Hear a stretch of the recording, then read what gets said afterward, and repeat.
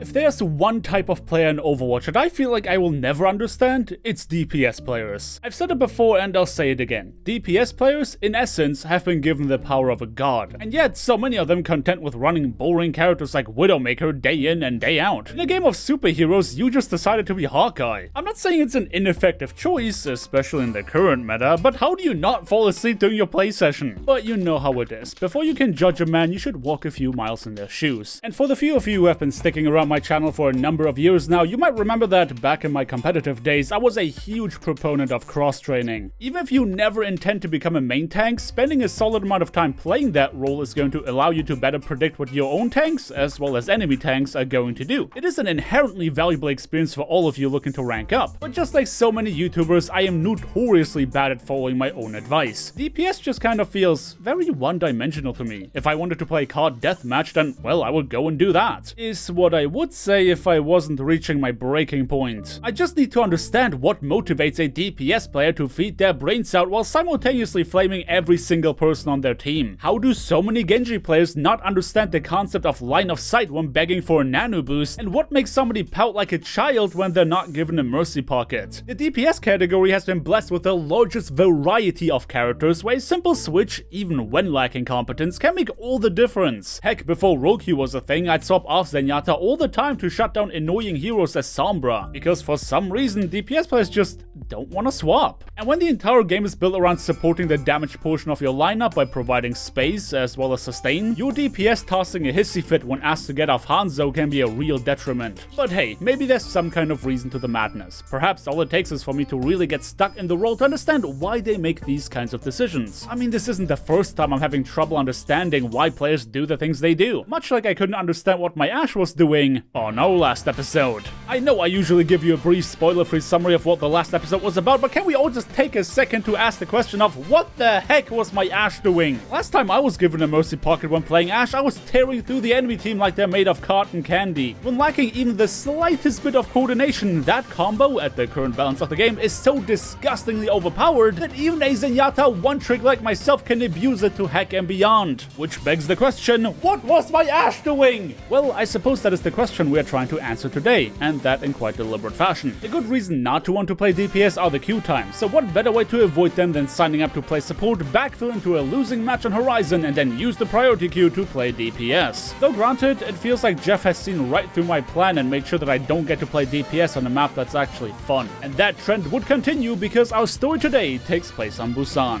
Honestly, I'm not the biggest fan of the King of the Hill format in Overwatch. Much like in my card analogy before, I just prefer the real-deal objective-based game modes over pretend objectives that merely make for a deathmatch with extra flavor. But if there was ever a map type that lends itself to flexing your DPS muscle, it would definitely be that one. Which means that if there was ever a time for me to show that there's more to my gameplay than one-tricking Zenyatta, this would be it. And since there's always a few Doomfist one-tricks in my comment section trying to sell me the meme that he's actually much more of a complex hero than I'm giving him credit for, requiring a lot of research on the side of rollouts as well as a lot of mechanical skill, I figured that I can get the 2-for-1 whammy by showing just how easy it is to be an annoying Doomfist. Well, today we learned that damage boost and Discord Orb make Zarya do a lot of damage. It really isn't easy to predict the composition anyone's gonna run in today's meta, so the surprise factor was definitely on the blue team's side, allowing them to get the first cap. As is common practice on mecha base, the blue team was holding close in the choke point to make sure that they could catch us before we tried to do anything funny. It's never a good sign starting a match being stuck in your spawn, and while I had the foresight to dodge the Mei wall, my Reinhardt only knew the W variety of tank style, getting himself stuck in a bit of an awkward position. But Delphi and Eskel managed to break through the ice wall and annihilate the opposing Reinhardt, allowing us to move in once the wall crumbled. Of course, it took neither skill nor intellect to whiff literally every cooldown at my disposal and still get a kill on the enemy Zenyatta, because the man is simply built different. My team continued to push towards the remainder of the blue team, with me coming in as the aerial support, and of course, they would all find their way back to the spawn room. Well, all of them with the exception of the enemy Tracer that tried to harass my Zenyatta. I have to admit that my inner support player was breaking through a bit here, since I can't remember ever having seen a Doomfist that actually bothered peeling for their backline. But I wasn't about to let them collect a free elimination, much like I have done on theirs, and topping the whole thing off with a teabag that said, "You're not gonna touch my robot friend." Needless to say that their Tracer was not very happy about that. That stagger kill meant that engaging the enemies immediately would be of great benefit to our cause, prompting me to push the blue Reinhardt around like a glorified pinball. Of course, I didn't mean to commit to that fight, but my Ana decided that now was the time to use Nano Boost, and as such, I had no choice but to go back in. I rolled out towards the enemy Zenyatta for yet another free elimination, and while I am pretty sure that their Mercy was playing with the idea of rezzing him, when I initiated Meteor Strike, she must have definitely changed her mind. My mind, on the other hand, was set on the idea of decimating their tank line on the objective to secure my play of the game. Oh, I forgot about the Mercy. I've definitely made a lot of enemies with that play, and especially that Tracer is going to try and get revenge on me, to which I can only say, bring it on. If there was one player on the blue team that wouldn't forget about the humiliation of dying to an off-meta trash can of a hero, it would be Zula. My teabag was a very clear message to them that this Zenyatta was off limits, but that didn't stop them from attempting an assassination anyway, just that when they realized they failed, they not only submitted to eliminating themselves, but also left the lobby so quickly that neither of us had a chance to rub salt on the wound. Well, there was one less player to worry about, and gave me more time to bully their main tank some more. Though I should have known from experience that Reinhardt players are going to accept getting pushed around only for so long before they snap. Kador barely managed to hit me with a shadow around the corner, to which Delphi decided to respond using Transcendence. Seeing my friend take that charge from me, I couldn't help but yeet into a backline to assist him in his effort of taking out the enemy Reinhardt. Once we taught Kador a lesson, I spotted a freshly resurrected Mei whom I was yet to BM. And while the idea was definitely to eliminate them, cancelling their Blizzard with a punch would probably also do the trick. Of course, I would not let them get away regardless, with a couple simple melee attacks sending them back to the spawn. Unfortunately for me, the one who came to replace the short-tempered Zula was a McCree player who gladly reminded me of how deadly it is to get hit by somebody who is supported by a damage boost as well as a Discord orb. The problem now was that the enemy team had a DPS player that actually seemed competent. Every diving attempt was met by the collective fury of a peeling squad that didn't allow me to continue farming free kills. The blue team was back at it again, holding us in our spawn with the smart usage of ultimate abilities, reviving every player who just so happens to become the victim of their own incompetence. Delphi and I realized that if we still want to win this game, we would have to stop fooling around and put our carry pants on. So far, we were going for silly plays more than seriously trying to win the game, but that would change when a new Tracer took Zula's place in an attempt of assassinating my Zenyatta without realizing just how gargantuan my brain actually is. That was exactly the pick we needed to let doubt and fear run rampant within the enemies, taking a calculated approach as well as every single cooldown under my belt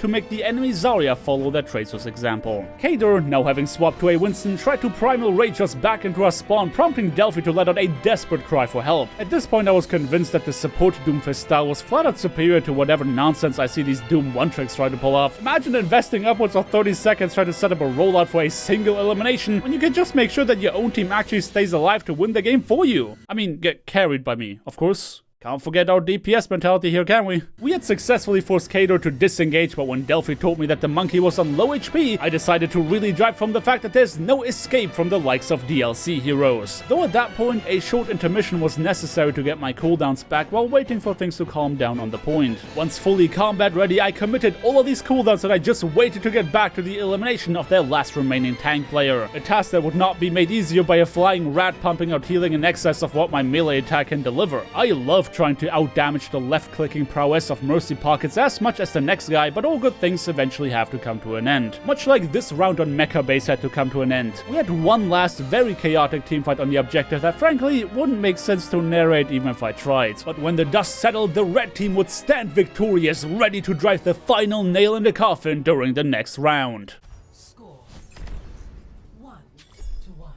Listen, I would love to pretend that this round never happened, but I do have to highlight that I start to understand why DPS players try to stick to their characters of choice over just playing mystery heroes. Delphi insisted I should play Widowmaker and Sanctuary, and frankly, judging by what I know about the game and this map, that sounded like a much better idea than trying to play Doomfist with all that open space, but obviously it didn't end up translating into a victory. So rather than needlessly padding out the length of this video, let's initiate the final part of this round of Overwatch and ultimately declare a victor via means of DPS diff.